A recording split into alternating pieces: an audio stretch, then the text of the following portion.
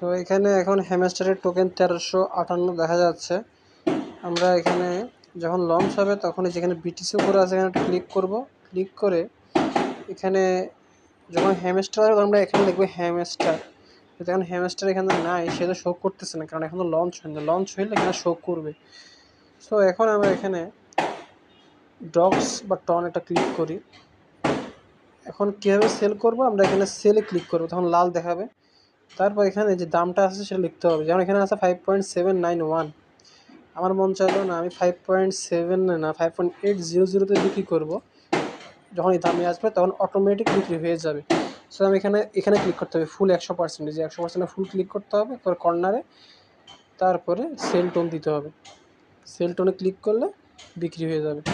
ঠিক আছে, এখানে সেল টোন যা সেল হ্যামস্টার থাকবে তখন।